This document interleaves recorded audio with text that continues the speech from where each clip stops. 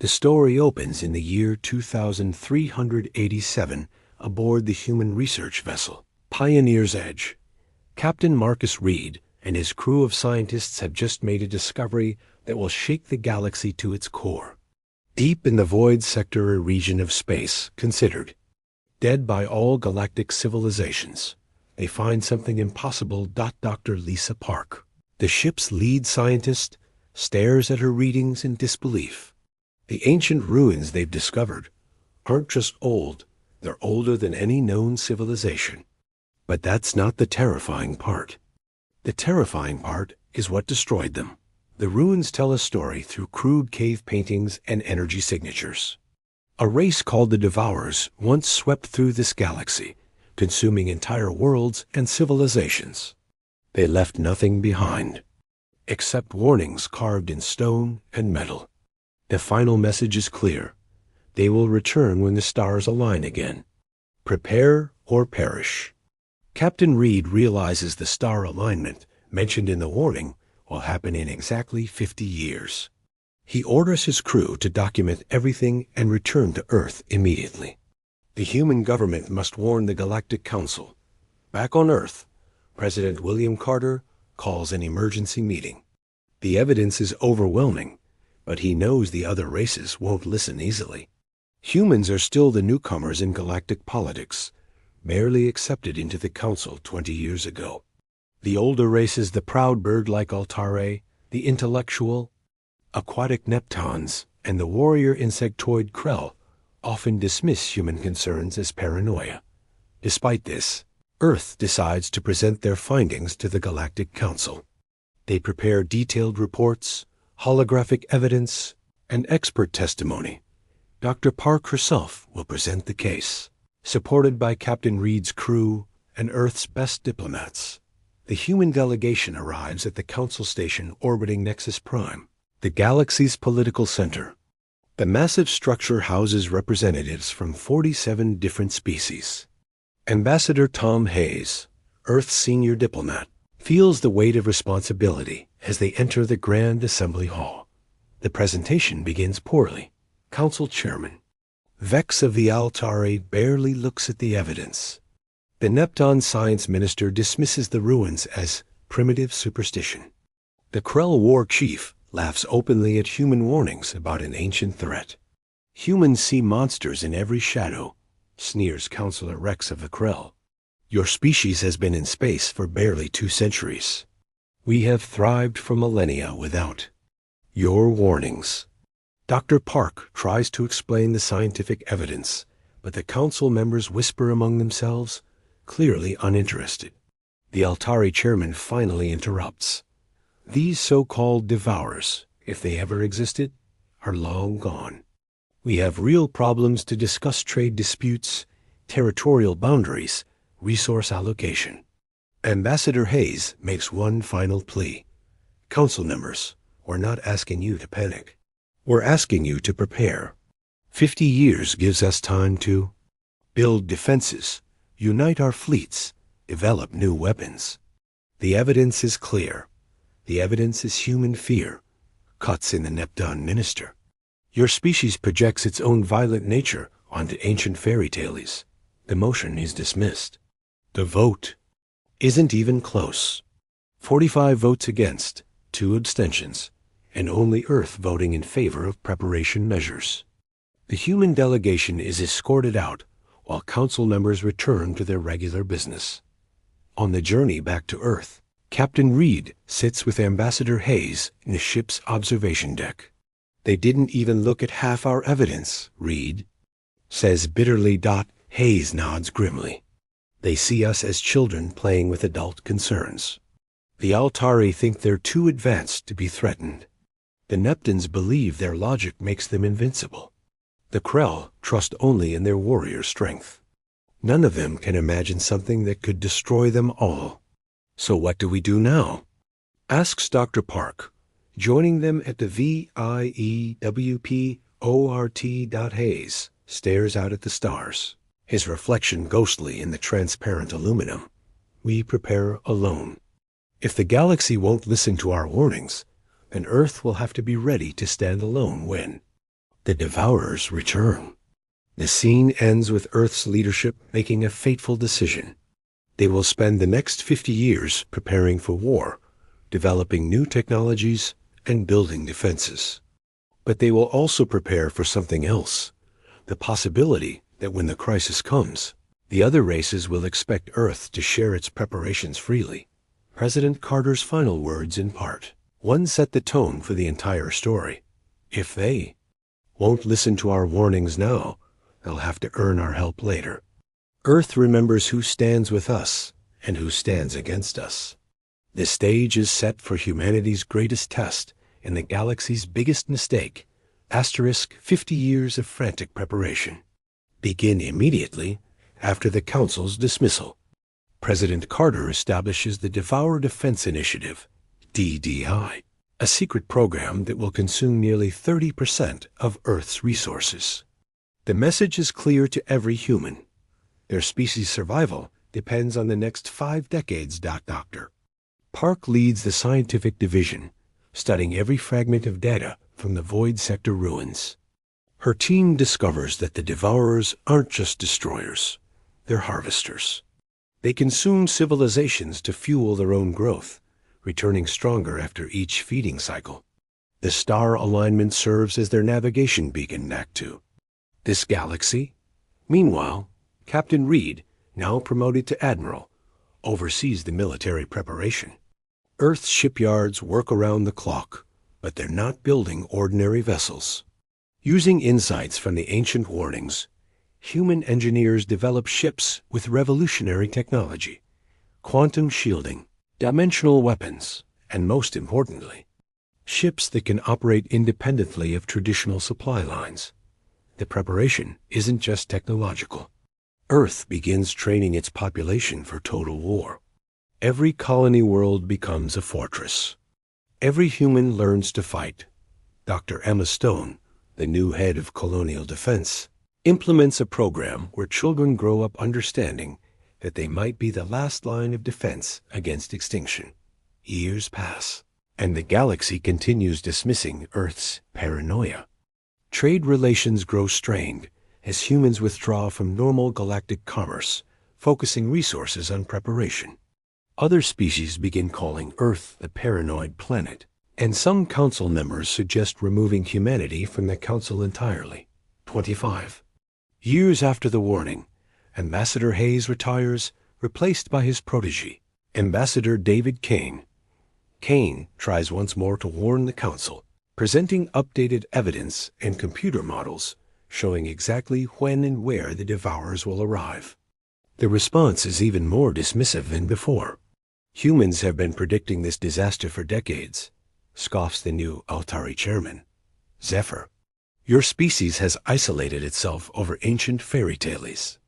Perhaps it's time to reconsider Earth's council membership. The threat isn't idle. A formal motion is introduced to suspend Earth's council membership due to destabilizing paranoia and refusal to participate in normal galactic society. The vote is scheduled for the following month. Earth, President Maria Santos Carter's successor, makes a historic decision. Rather than fight the suspension, Earth withdraws from the Galactic Council entirely. If they want to face the coming storm alone, so be it, she declares to the human parliament. But Earth will remember who stood with us and who stood against. You. The withdrawal shocks the galaxy. Earth cuts all military cooperation agreements and closes its borders to non-essential galactic traffic. Human colonies begin operating under strict security protocols. Most other species see this as proof of human instability, but a few, the peaceful plant-like verdants, and the nomadic energy beings called drifters, quietly approach Earth for private discussions. Dr. Park, now elderly but still sharp, makes a breakthrough in year 35. She discovers that the Devourers have a weakness. They require a specific type of quantum energy to maintain their dimensional abilities. More importantly, this energy can be disrupted by coordinated attacks. Using weapons tuned to precise frequencies, Admiral Reed, despite his advancing age, oversees the development of the Quantum Disruption Network a galaxy-spanning array of weapons, platforms hidden in asteroid fields, dead systems, and the spaces between stars. Each platform is controlled by advanced AI and can operate for decades. Without human intervention, the final 15 years see Earth's preparation reach fever pitch. Human technology advances at an unprecedented rate, driven by desperate necessity. They develop weapons that can tear holes in space itself, shields that bend reality, and ships that can fight in multiple dimensions simultaneously. But the most important preparation isn't technological, it's psychological.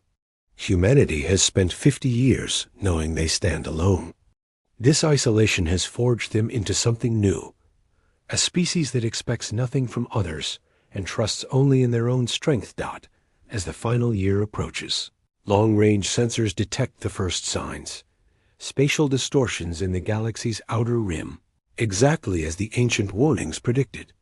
Earth's observatories confirm what everyone hoped was wrong. The Devourers are returning. Admiral Sarah Cross, Reed's successor, gives the final briefing to Earth's leadership. All preparations are complete. Our fleets are ready. Our weapons are positioned, and our people are prepared.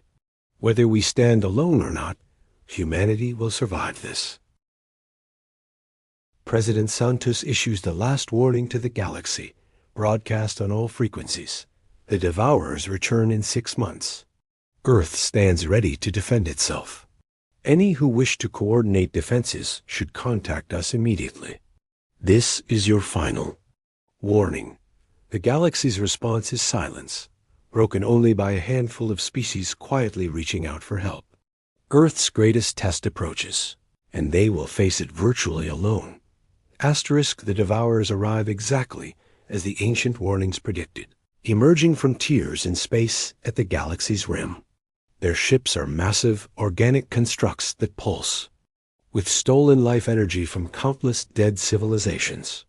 Each vessel is the size of a moon, bristling with weapons that bend the laws of physics. The first to fall are the outer colonies. The proud Altari military, confident in their advanced technology, sends their finest fleet to intercept the invaders. Admiral Cross watches from Earth's command center as the battle unfolds through quantum sensors. The Altari ships fight bravely, their energy weapons lighting up space like miniature stars. It's over in minutes. The Devourers don't just destroy the Altari fleet, they absorb it. Ships, crews, even the quantum energy from their weapons becomes fuel for the invaders. The surviving Altari vessels retreat in panic, broadcasting desperate warnings about enemies that eat starships whole. Chairman Zephyr, who once mocked human warnings, now sends frantic messages to every council member. Emergency session. The human predictions were correct. We need immediate military coordination. But the galaxy's response is chaos. Each species retreats to defend their own territories, abandoning any pretense of unified resistance. The Neptunes, confident in their vast underwater cities, believe their ocean worlds make them immune to attack. They're wrong. The Devourers' harvest ships descend into their seas, draining not just the water, but the quantum energy that binds their molecules together. Entire oceans simply cease to exist, leaving behind empty planetary shells. The Krell, the galaxy's most feared warriors, mount the strongest conventional resistance. Their battle fleets engage the Devourers in brutal combat across multiple star systems. For a brief moment, it seems they might succeed. Then the Devourers reveal their true horror. They learn from what they consume. Each absorbed Krell warrior makes them stronger. Each destroyed ship teaches them new tactics. As the galactic situation grows desperate, emergency communications flood Earth's networks. Species that once dismissed human warnings now beg for help. The Altari offer technological exchanges. The Neptunes promise scientific cooperation, and the Krell pledge eternal military alliance. President Santos convenes an emergency cabinet meeting. Ambassador Kane argues for immediate assistance. We can't let prejudice override our duty to help. But Admiral Cross disagrees. They had 50 years to prepare with us. They chose isolation over cooperation. The debate is fierce, but Dr. Park, now the elderly head of the DDI, settles it with cold logic. If we reveal our capabilities now, the Devourers will adapt to counter them. We get one chance to strike effectively. We wait until they're fully committed to their assault, then we hit them with everything. The waiting is agonizing. System after system falls to the Devourer advance. The once mighty galactic civilizations collapse like sandcastles before a tide. Refugee ships flee toward the galaxy's core, but many never make it. The Devourers hunt them down, adding their desperation to their growing power. 3 months into the invasion, only 12 of the original 47 Council species remain active. The survivors huddle in fortified systems, sharing increasingly. Desperate plans. Some propose surrender, offering to serve as vassals. Others suggest fleeing to nearby galaxies, abandoning their ancestral homes. It's during this darkest hour that the Devourers make their mistake. Convinced that all organized resistance has collapsed, they split their forces to simultaneously attack the remaining civilizations. Their largest fleet heads toward the galactic core, where Earth's solar system lies hidden behind primitive-looking defenses. Admiral Cross watches their approach with grim satisfaction. They think we're just another helpless species. They're about to learn otherwise. Earth's hidden weapons remain dormant, making the solar system appear weakly defended. Long-range sensors show Devourer ships casually approaching, their attention focused on harvesting the outer planets first. The Devourer fleet commander, a vast consciousness spread across multiple ships, barely notices Earth's defensive platforms.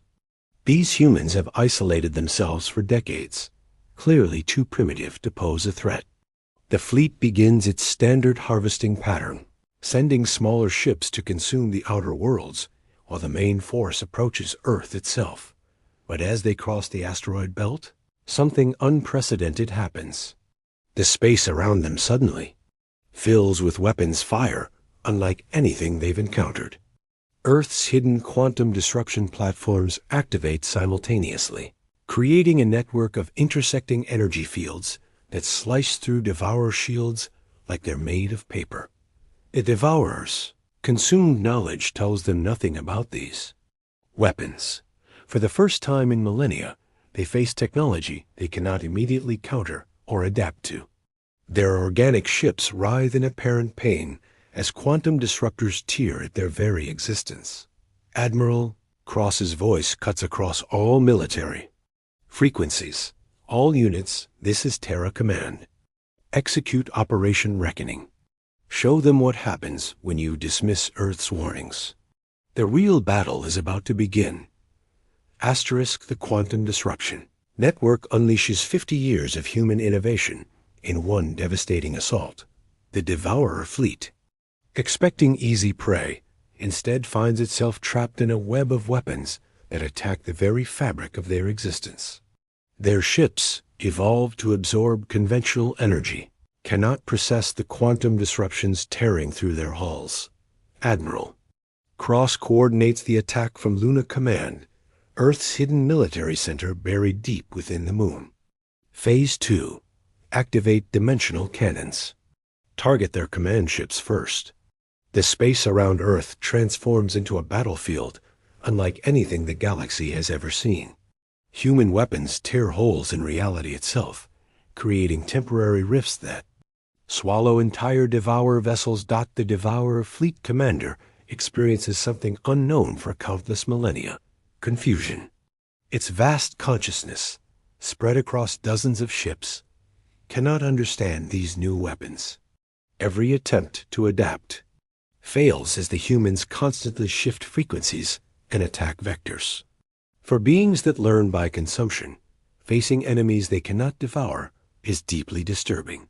Captain James Miller, commanding the human dreadnought Defiance, watches as his quantum torpedoes slice through a Devourer ship twice the size of Earth's. Moon. Target destroyed. moving to secondary objectives. His crew, trained from childhood for this moment, works with mechanical precision. They show no mercy, no hesitation. 50 years of preparation have forged humanity into perfect warriors. The battle spreads throughout the solar system. Devourer reinforcements pour through their dimensional rifts, only to encounter more hidden human defenses. Mars reveals itself. As a massive weapons platform, its terraforming projects merely camouflage for military installations. Jupiter's moons launch clouds of self-replicating combat drones that swarm the organic ships. Earth's greatest weapon isn't technological, it's tactical. Dr. Park's decades of studying. The Devourers have revealed their fundamental weakness. They depend on fear and desperation to fuel their power. Human resistance, calm and calculated, starves them of the emotional energy they crave. News of the battle spreads across quantum communication networks to the surviving galactic civilizations. The same species that once mocked human paranoia now watch in stunned silence as Earth's forces systematically destroy ships that devastated their own fleets. The Altari Emergency Council convenes in their hidden bunkers. Chairman Zephyr, his proud feathers now dulled with defeat, stares at the tactical displays. How are they doing this? Our best weapons barely scratched those ships. Meanwhile, the few surviving Neptune admirals analyze the battle data from their underwater sanctuaries. The humans aren't just fighting them, observes Admiral Reef. They're countering abilities we didn't even know the Devourers possessed. They've been preparing for this specific enemy for decades. As the solar system battle continues, Earth makes a calculated decision. President Santos authorizes the release of quantum disruption technology to the surviving council species, but with strict conditions. Any civilization that wishes to join the counterattack must place the remaining military forces under unified human command. She declares in a galaxy-wide broadcast. The response reveals the true cost of the galaxies. Earlier dismissal. The proud Altari, reduced to a handful of colonies, reluctantly agree.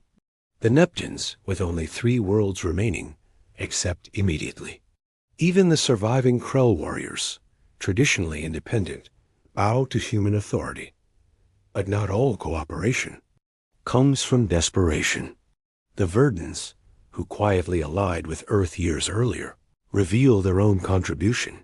Vast botanical networks that can track Devourer movements across multiple star systems. The Drifters, energy beings who exist partially outside normal space, provide intelligence about the invaders' dimensional capabilities. Admiral Cross establishes a new command structure with herself at the center. Human officers take charge of all major operations, while alien forces serve as specialized support units. The message is clear. Earth leads, others follow. The counterattack begins with surgical strikes against isolated Devourer fleets. Human ships, supported by alien vessels equipped with quantum disruptors, systematically hunt down the scattered invaders. Each victory adds to humanity's growing reputation as the galaxy's saviors, but the Devourers adapt quickly. Their remaining forces consolidate around their primary spawning ground in the Void Sector, the same region where humans first discovered the ancient warnings. Long-range scouts report massive construction projects. The invaders are building. Something unprecedented. Dr. Park, now advising from Earth despite her advanced age, analyzes the intelligence reports. They're not just regrouping, she warns the military council. They're preparing to reproduce. If they succeed in creating a new generation, this invasion will look like a minor skirmish. Admiral Cross studies the tactical projections. The Void Sector is heavily defended, surrounded by the most powerful Devourer ships. Any assault will be costly, even with Earth's advanced weapons. But delay means facing an exponentially larger threat later. Prep the entire fleet, she orders. We end this now, before they can multiply. Send word to all allied forces. We attack the void sector in 72 hours. The final battle approaches, and humanity must decide how much they're willing to sacrifice to save a galaxy that once rejected them. Asterisk, the assault on the void sector becomes the largest military operation in galactic history. Admiral Cross commands a unified fleet of over 10,000 ships, the majority human vessels equipped with quantum disruptors, supported by alien craft serving specialized roles. The irony isn't lost on her. Humanity, once dismissed as paranoid newcomers, now leads the galaxy's combined military might. The journey to the void sector takes 2 weeks through hostile space. Devourer patrols harass the fleet constantly, but these are different from earlier attacks. The invaders have learned caution, using hit-and-run tactics instead of direct confrontation. They're buying time for their spawning project to complete. Captain Miller, now commanding the entire human battle group, receives disturbing intelligence from drifter scouts. The spawning complex is larger than we anticipated, he reports to Admiral Cross. They're not just reproducing, they're evolving. Each new generation will be stronger than the last. The final approach reveals the true horror of devourer reproduction. The void sector swirls with organic constructs the size of planets, each one pulsing with the life energy of consumed civilizations. Millions of smaller craft patrol the perimeter, while massive breeding ships float in protective formations around the central spawning grounds. Admiral Cross makes the hardest decision of her career. All units implement Protocol Omega. We sacrifice everything to destroy the spawning grounds. Protocol Omega is humanity's final contingency, a coordinated attack that will likely destroy most of the fleet, but guarantee the Devourers cannot reproduce. The battle begins with a massive human sacrifice. 3 entire squadrons, manned by volunteers, perform suicide runs against the outer defenses. Their quantum disruption fields create gaps in the Devourer perimeter, but at a terrible cost. Thousands of humans die in minutes, their ships consumed by the very enemies they're fighting. But their sacrifice creates the opening needed. Admiral Cross leads the main assault through the gaps, her flagship Terra's Wrath spearheading a desperate charge toward the spawning complex. Behind her, ships from dozens of species follow humanity's lead. Finally united against a common threat, the spawning grounds defend themselves with weapons that twist reality. Space itself becomes a battlefield as dimensional rifts open randomly, swallowing entire squadrons. The Devourers throw everything they have at the attackers, knowing that failure means extinction. Dr. Park, monitoring from Earth, makes a final contribution to the battle. Her analysis of the breeding complex reveals a critical weakness. The spawning process requires all the Devourers' energy to be focused inward. They're vulnerable now, she transmits to the fleet. Hit them with maximum quantum disruption before the new generation emerges. The final assault is devastating. Human ships, their crews trained for this exact moment, coordinate a synchronized attack that tears the spawning complex apart at the molecular level. The Devourers' collected life energy stolen from countless civilizations erupts in a chain reaction that lights up the entire sector. When the battle ends, the Devourer threat is finally eliminated. But the cost is enormous. Over 60% of the human fleet is destroyed, along with most of the Allied vessels. The galaxy is saved, but at a price that will reshape galactic civilization forever. 6 months later, President Santos addresses a very different galactic council. The new assembly meets on Luna Station, orbiting Earth's moon, in chambers built by human architects. The composition has changed dramatically. Only 15 species survived the invasion with enough population to maintain governments. The age of dismissing warnings is over, Santos declares to the assembled representatives. Earth's Terran Defense League will oversee galactic security going forward. Any species that wishes to participate in this new order is welcome, but the rules have changed. The new galactic order is built on harsh lessons. Earth maintains the largest military force and controls all quantum disruption technology. Other species contribute according to their abilities. Altari provide advanced sensors. Neptunes offer scientific research. Krell serve as shock troops. And the smaller species fill specialized roles. Ambassador Kane, now serving as the League's First Secretary General, explains the new reality to former council members. The galaxy's survival depended on preparation and unity, not pride and isolation. Those who remember this lesson will prosper. Those who forget it will find themselves alone when the next crisis comes.